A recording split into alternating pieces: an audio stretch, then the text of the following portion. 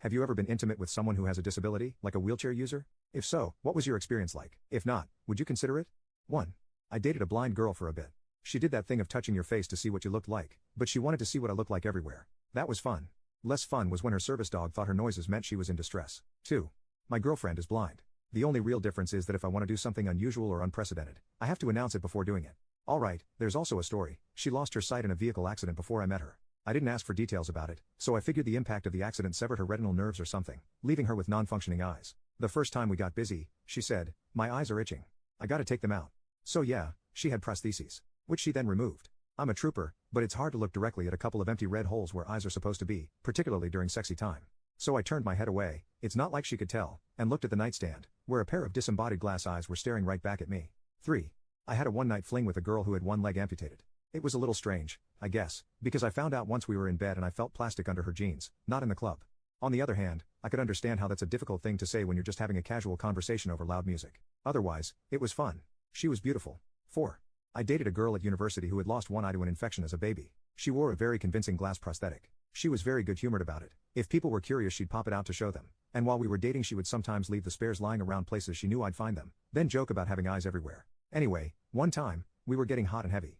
I'm doing her from behind, and at one point, her eye flies out and hits the metal bedpost. I literally heard the tink it made and almost stopped, but she just told me to keep going. It made me fucking jump when she turned around afterward, which she of course found hilarious. 5. I had a few classes with a woman with a spinal cord injury from a horseback riding fall when she was a girl. Hooked up after a party I went to in her dorm building. She was really fun and witty and hit on me in a straightforward way that took me off guard and honestly was really sexy. It was honestly a really fun and normal experience. The segs were normal, but her attitude and confidence about everything really made it so fun. Just a one-time thing. 6.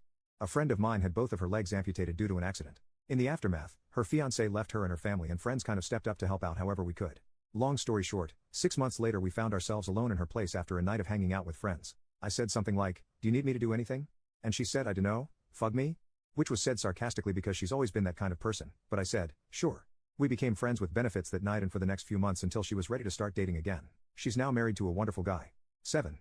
I was once with a friend who was a dwarf, but also had a bad leg and a crooked back, giving her next to no mobility. She was an ex of a crappy friend of mine and she invited me to a house party. The house party was rated for noise and underage drinking and her mom picked us up and took us back to their place. Her mom went upstairs to sleep immediately after we got there. Right on the couch, she looked at me. "I've always wanted you," she said.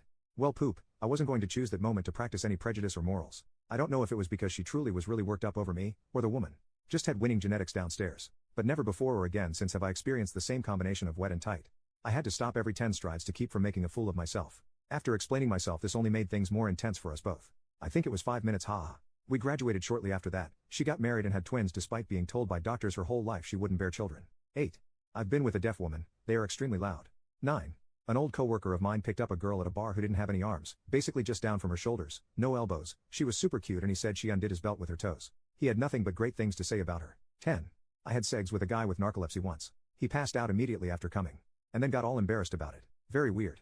Do not recommend. The passing out I was cool with, the denying it and then getting mad at me afterwards was not. 11. Yes. I'm a segs worker, and I do not discriminate against people with disabilities or physical differences. I've seen amputees, paraplegics, little people, blind people, deaf people, even really sick people who needed to use oxygen tanks during segs. None of it was very different from having segs with fully able, standard issue folks. Sometimes in the case of paralyzed people or amputees, I have to do more of the maneuvering/positioning, or physically support them during the act, but that's really the only difference I can think of. In my experience, blind men are obsessed with eating pussy, like more so than sighted men, even. Kinda makes sense, if you experience the world through smell/touch/taste/sound, oral is probably the height of intimate stimulation.